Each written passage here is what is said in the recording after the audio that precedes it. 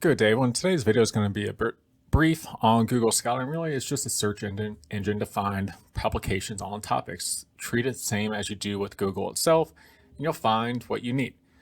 With that, I'm already logged into my personal Gmail account. You can see my little image up here. It's attached to it. You might not have recommended articles in here depending on how often you use Google Scholar. I have a profile just given the research that I do that's tied to me, so you can see everything I've published, my co-authors, everything attached to that, which is pretty handy. With that though, you have some other features in it that are incredibly handy that you can use as a student to benefit you when it comes to writing papers or just any research in general. You also have a tab for My Library. So with this, you can create different reading lists. I don't use this as much as I used to. I've deleted a lot. But with that, you can create indices of articles that you come across that you either want to read later, and this is just a default reading list that you add to it. Or here, I just added a practice one of linking an article to a specific folder, or one that I had for probably 10 years ago that I made this folder and put some articles into that I want to group them together for a potential paper. So as I come across them, I'm going to throw it in a folder that I'm familiar with that I can use. 10 years ago, during my PhD, I had a lovely Google Drive, would download all the PDFs, throw them in folders. With that, it was my old school student account. They purged my email, so I lost access to most of these. I was able to salvage some. With that though, if you don't use Zotero and there's some type of reference file manager with it, I would recommend just the library function within Google Scholar. It's super handy that you can get into. So when I say that, I'm also teaching a crime theory class right now. It's where they have to write an overview of a theory as it relates to crime. So with that, I could be interested, and I'm going to put it in quotes so it pulls back social learning theory and then crime. And it's going to pull up articles that are associated with social learning theory and crime.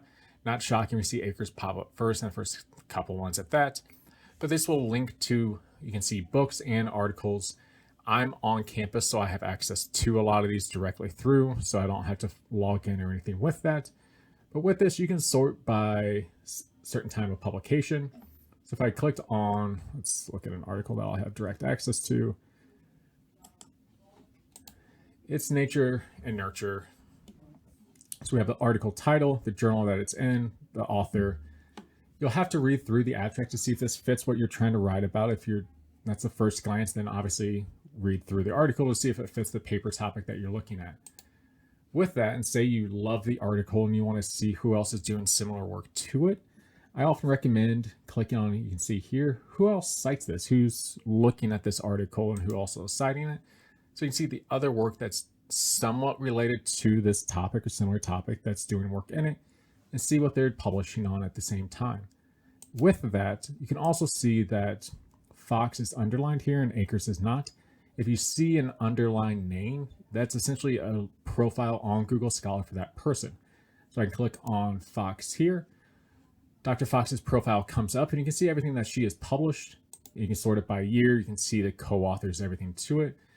Similar to what you could do in Google Scholar on the profile. If you wanted to see who is citing this specific piece on the Project Safe Neighborhood, you can click the to, and it's going to link to the two known articles or publications that are citing now. And so it's pretty handy of tracking down an article or a publication, who else is citing it, who's attached to it. So it's a lot easier once you find a topic that you're interested in to find sources and relevant literature that focuses on very similar topics to it. With that, so say you want to start making a reading list, and I'll type that social learning one back in.